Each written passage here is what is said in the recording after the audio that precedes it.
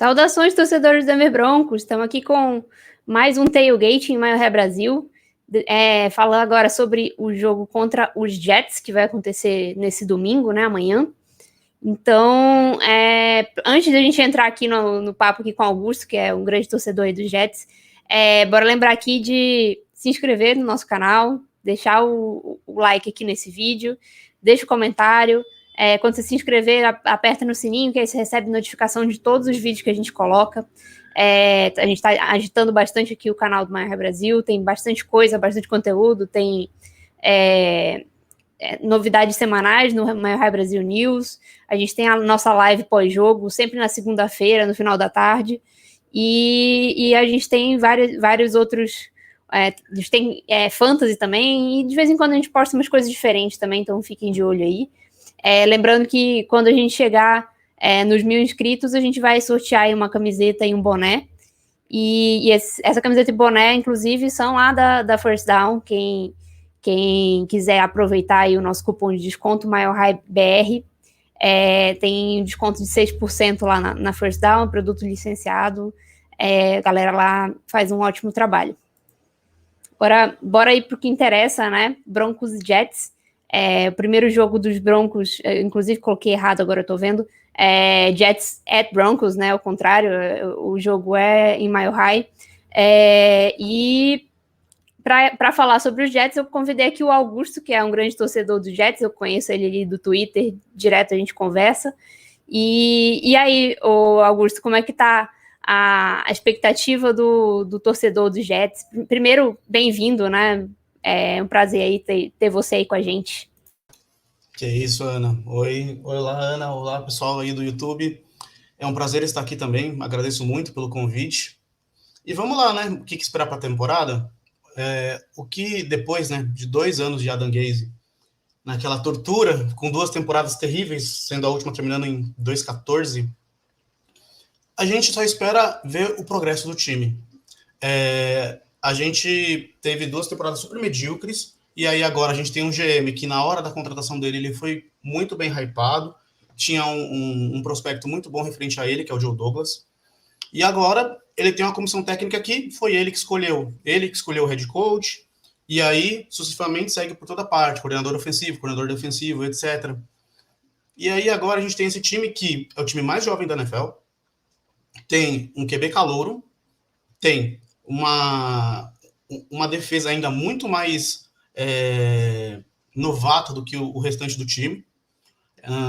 E aí, ainda por cima, apesar do primeiro jogo, nós tivemos um primeiro jogo muito bom. O time ele foi evoluindo no decorrer do jogo, foi visível como o Zach Wilson estava tomando ritmo, a defesa estava conseguindo se desenvolver. E aí, no segundo jogo, foi aquela coisa terrível de 4 interceptações. Tudo bem, é contra o Bill Belichick, contra os Patriots. É uma coisa que já é esperado, mas não que fosse tão feio.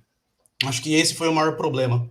E aí, imagina um torcedor que ficou em 2020 todo sem ir para o estádio, aí quando ele vai, ele acaba vendo uma situação dessa. A gente precisa de melhora e consistência.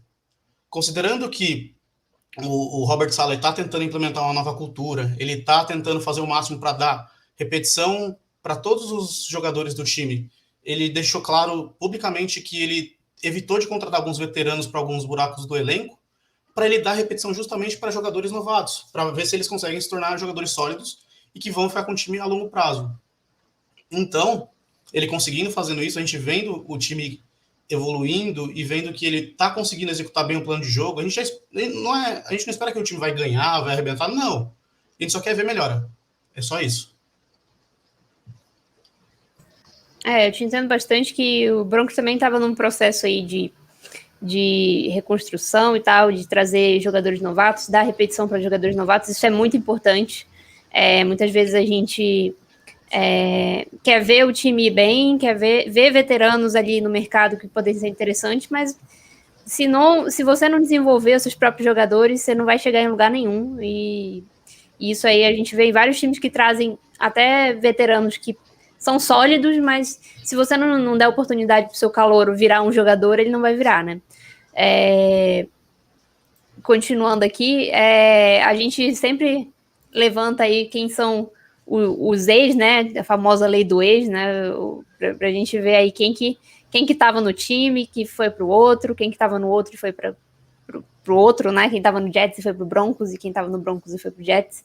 E tem um nome aí que se destaca bastante, né? Que é o Connor McGovern, que é o jogador de linha ofensiva aí, que passou pelo Broncos, foi draftado pelos Broncos e depois assinou um contratão aí com os Jets, né? E é um titular aí do time. Se não falha a memória, foi um contrato de 3 anos e foi já o começo do esforço do Joe Douglas para conseguir consertar essa linha. Porque assim, né? Nós estamos vendo o Sam Darnold com uma linha o que ele está conseguindo fazer. E foi coisa que nos 3 anos que ele foi com o Jets ele não conseguiu. Não bastou a linha, ainda tinha uma comissão técnica não boa. E isso é uma coisa que deixou muito torcedor com a boca atrás da orelha. Tentando me estender muito. Mas por quê? A gente tem uma Adam Gase no time, a gente já sabe que o time vai performar mal. Só que a gente não sabe quanto é culpa dele e quanto é culpa do elenco. E aí, ele foi, se não falha a memória, trouxeram ele no ano passado, o Connor. E aí, ele conseguiu melhorar comparado com o antigo center. Center, se não falha a memória, que estava no lugar dele, e ele está performando bem até.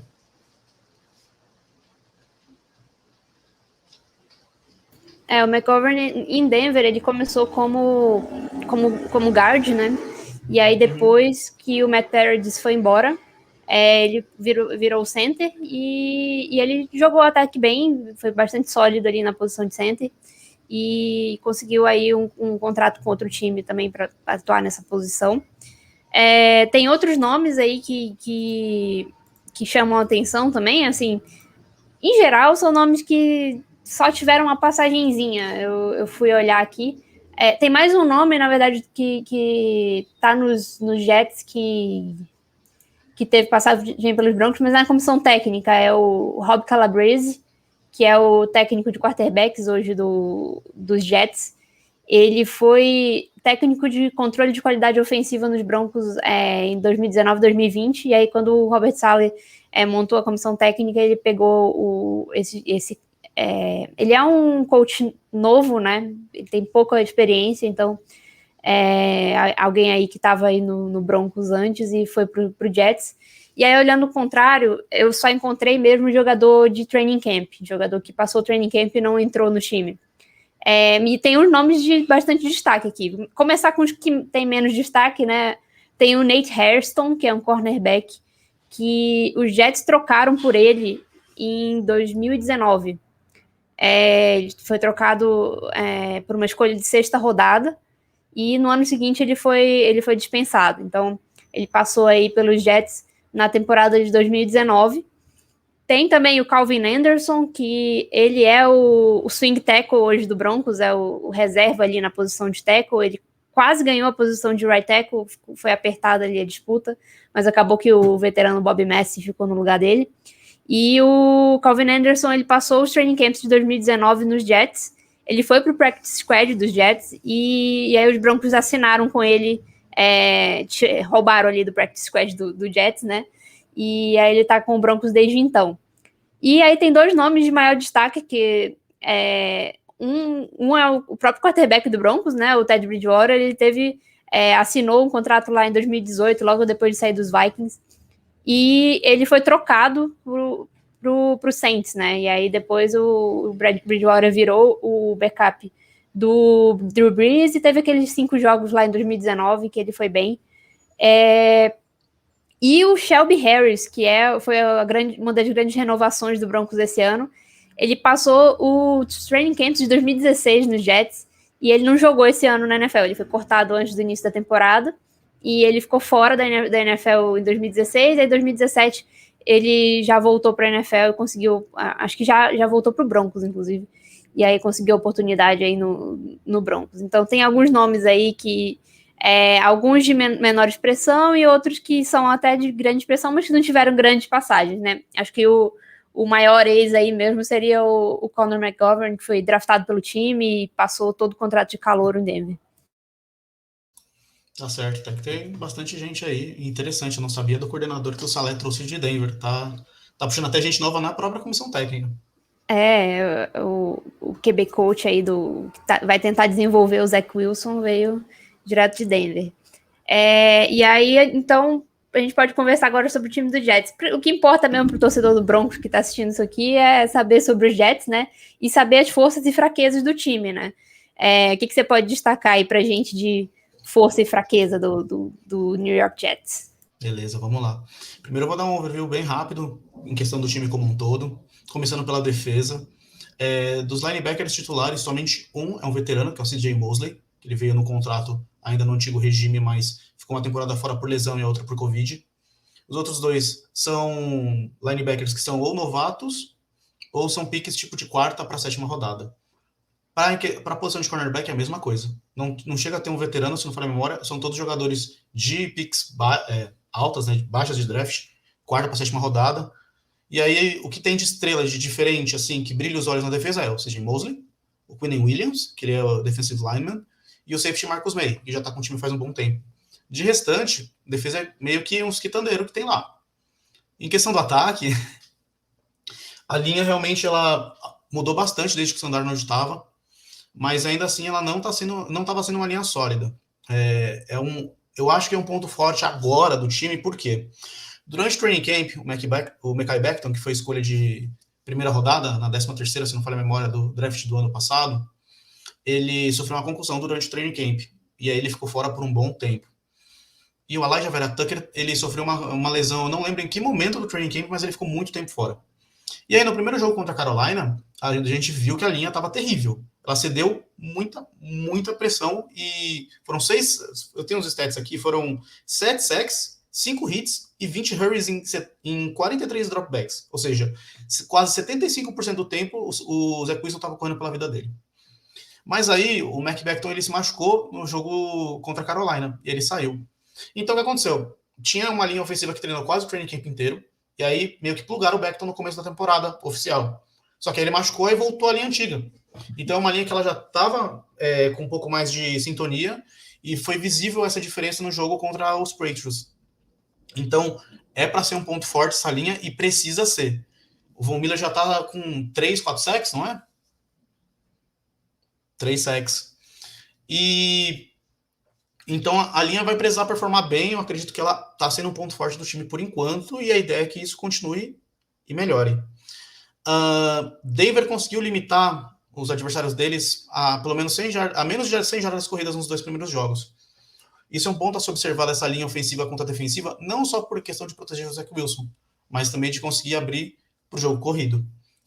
Os Jets não correram bem no primeiro jogo, acho que correram menos de 60 jardas, e no segundo eles até correram bem, mas 4 interceptações do Zach Wilson impede que você ganhe o jogo, não tem condições.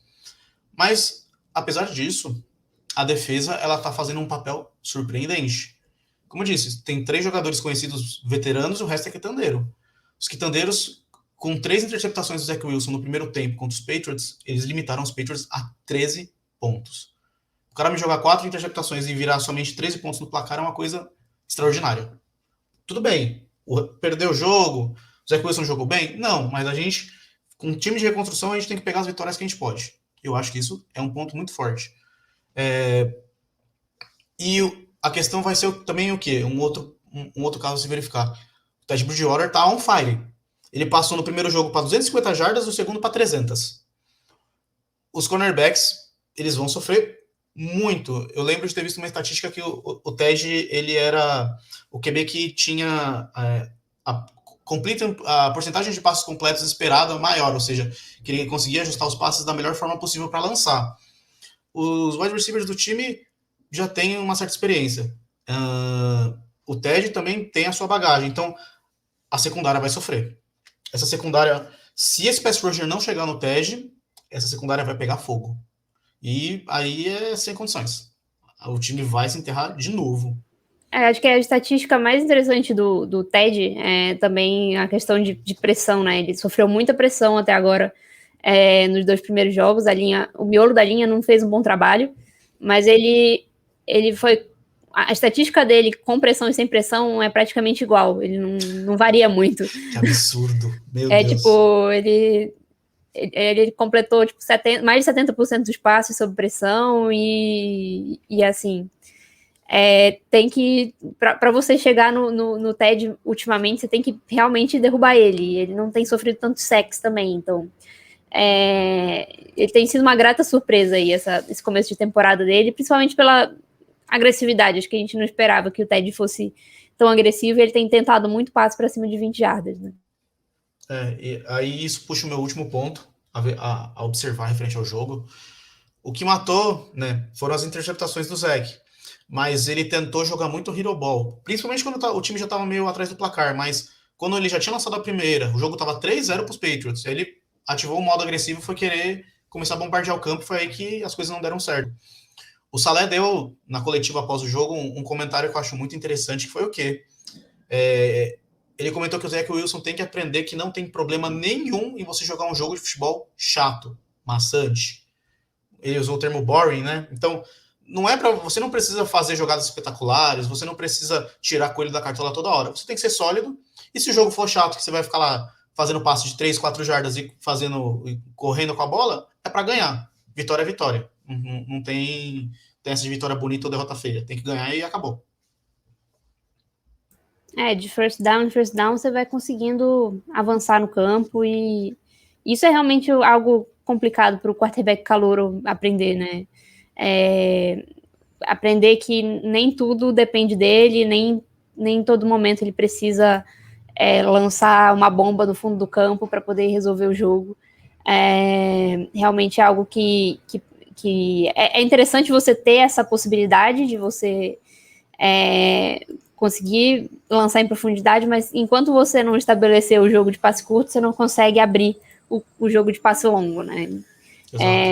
Então, é algo que realmente o Zach Wilson precisa melhorar. Eu vi, inclusive, eu não vou lembrar quem foi que falou agora, mas teve algum dos jogadores do Broncos que deu entrevista essa semana e falou que nós não queremos ser o time que vai fazer ele virar a chave, né? A gente não quer ser esse time. Então, ele é um cara jovem, talentoso, e em algum momento ele vai conseguir virar a chave. Não queremos que seja contra nós. Então, o Vic Fangio tem um bom histórico contra quarterbacks calouros. Isso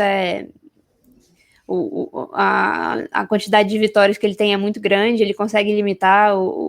O Trevor Lawrence teve um drive bom no jogo na semana passada e depois sofreu bastante. Mas é isso mesmo. Acho que vocês têm que olhar e procurar flash, né? Procurar ver o que ele consegue mostrar nesse primeiro ano, porque o que vale mesmo é do ano seguinte para frente e até o próximo, né? Porque é um time que está saindo de uma pique número 2 e é um time que está em reconstrução, então é algo que vai aos poucos, né? Não, é o que você falou, né? Não adianta você tentar reconstruir um time de NFL do zero, né? E não adianta não, né? Não adianta você se esforçar para querer que o time resolva logo no primeiro ano, né? De uma reconstrução. Não vai dar certo. O maior problema... Pode falar. O maior problema, às vezes, nessas questões de reconstrução são as reconstruções eternas, né? O Jets está de reconstrução desde 2010, quando a gente derrotou os Patriots na pós-temporada com o Rex Ryan e o Mark Sanchez. Depois disso, foram gêmeos horríveis e reconstrução que nunca resolveu. E que nem, por exemplo, os Dolphins entraram num modo de reconstrução depois que saiu o Adam Gates, que deu 2 anos, e quase foram para a pós-temporada com aquela campanha 10-6, acho que foi 10-6 2 anos atrás. Os Patriots, que perderam Tom Brady, iam entrar em reconstrução. Tá um time 1-1 que tá totalmente sólido. Foi uma reconstrução tipo de 1 ano. Claro, tem o Belichick do outro lado. Mas tem reconstruções que demoram demais. A questão é conseguir essa reconstrução o mais rápido possível, mas não o tão rápido a ponto de comprometer esse elenco. Porque a free agency só vai até certo ponto. Você consegue trazer veteranos até certo ponto. Depois você vai precisar de profundidade e você também precisa controlar o seu cap. Então aí é onde a maioria dos GMs vão pelo draft mesmo para tentar refazer o elenco dos times. Você precisa draftar bem para poder reconstruir, não adianta.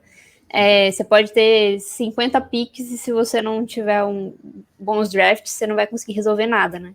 Exato. O Jets até que não tem ido mal nos drafts, né? Assim, teve o wide receiver lá, o Denzel Mims, que acho que não deu em nada ainda.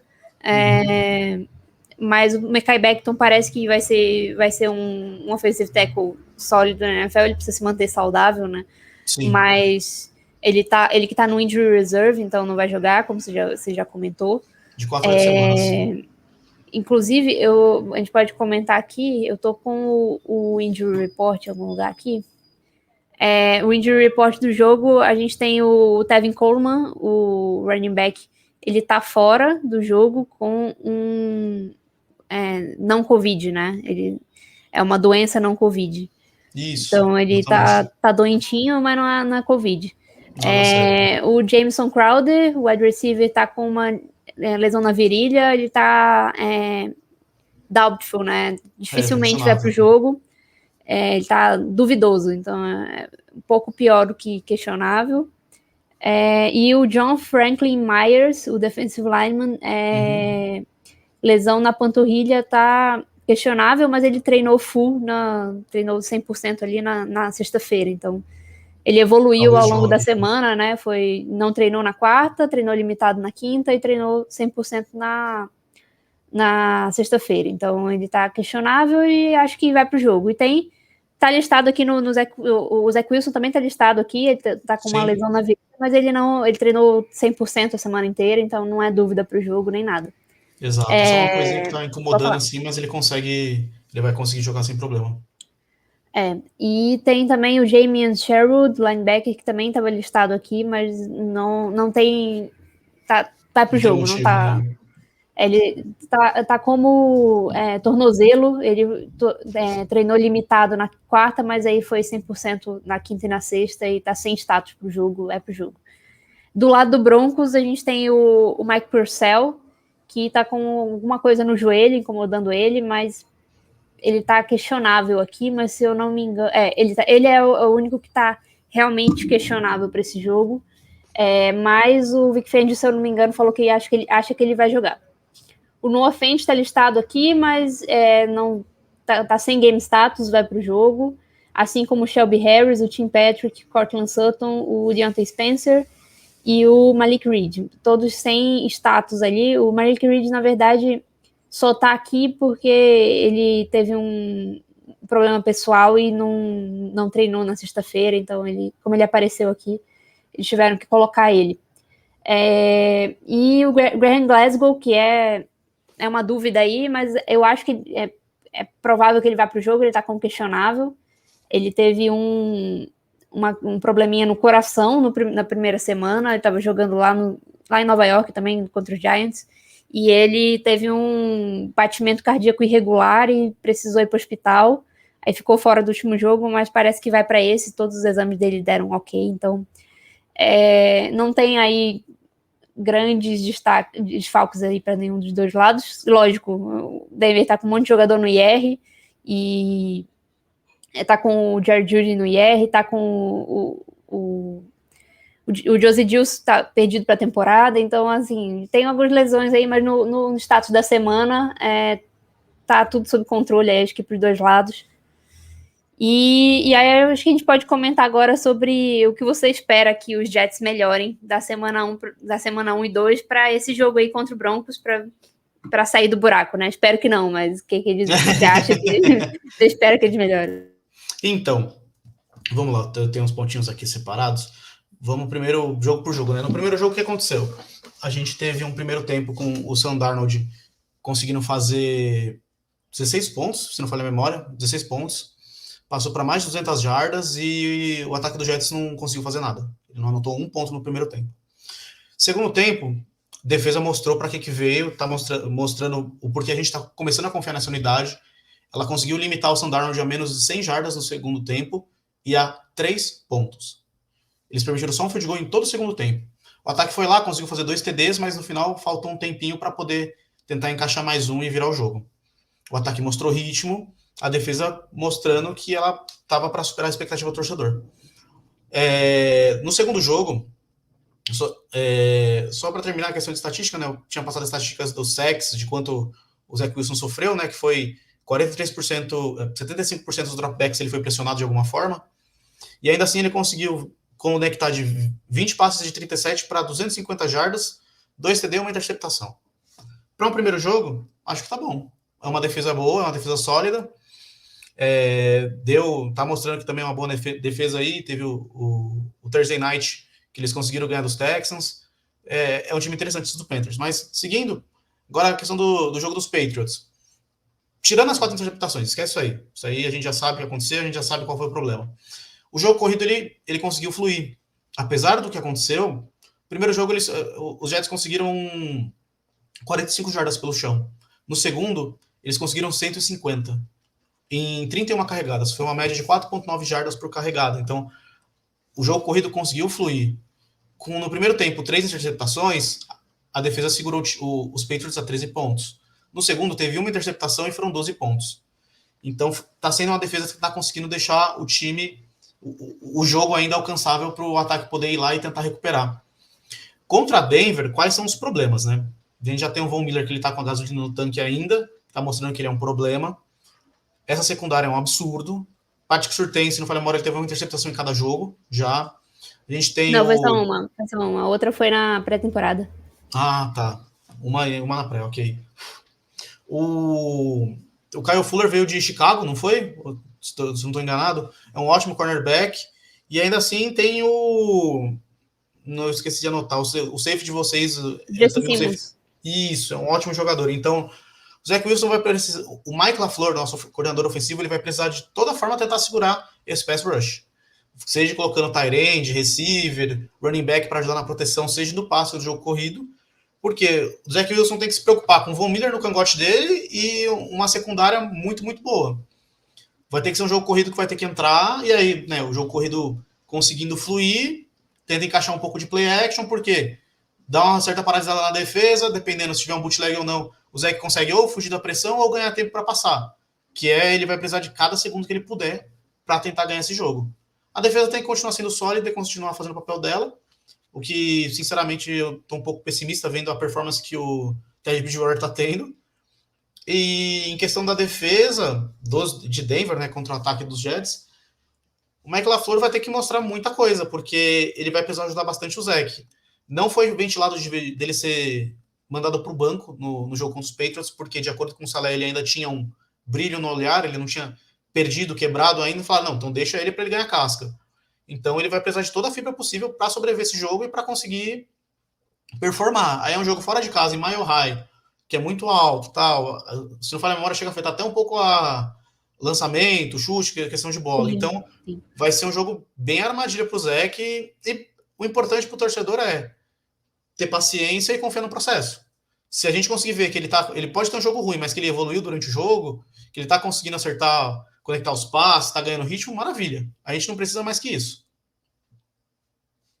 Vai ser o primeiro jogo do Broncos no Mile High, então a torcida só teve o jogo lá da pré-temporada, então, mas assim, agora é para valer, né? Acho que espera-se casa cheia com o time 2-0, com o time jogando bem, então o Zach Wilson vai ter que correr para a vida dele mesmo. E aí, para fechar, queria que você falasse quanto você acha que vai ser esse jogo aí, a sua aposta aí para essa partida. Vamos ver. Eu acho que acho que os Jets conseguem anotar uns 17 pontos aí, uns 2 TDs, um field goal. Eu espero ver o Ted só conectando 3. Então eu coloco um 24-17 aí, na fé. Se for, tá ótimo. Eu não vou ficar de boa, não vou prever nada, não. Vou deixar acontecer, porque melhor não. Eu não gosto de zicar meu time, então você já fez a sua parte para zicar, então eu não vou falar nada. Acho que é isso aí, Augusto. Muito obrigada pela participação e dá aí seu jabazinho aí das suas redes sociais, o que você quiser divulgar aí, fica à vontade. Pode deixar que eu coloque os links aí na descrição pra galera ver o que você indicou aí. Beleza, obrigado, Ana. Então, meu Twitter já tá aqui, a rede social que eu mais uso, que eu acabo falando mais de futebol americano. Eu não sou um analista, eu tenho boas fontes, acompanho muito meu time, então quando você quer ter alguma noção, seja você um rival de divisão, ou você vai ter um jogo contra os Jets, vai ter sempre alguma coisa lá no meu Twitter. De vez em quando eu acabo publicando na MVP Brasil, underline MVP, arroba MVP, underline BRA.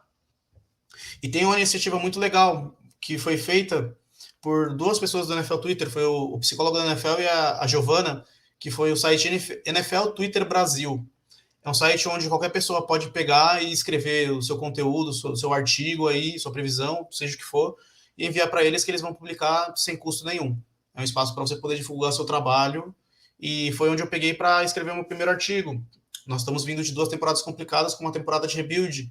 Muitas vezes o torcedor não conseguiu acompanhar tudo, ou, como eu falei, né? Se é um rival de divisão, quer saber em que pé anda e tudo mais.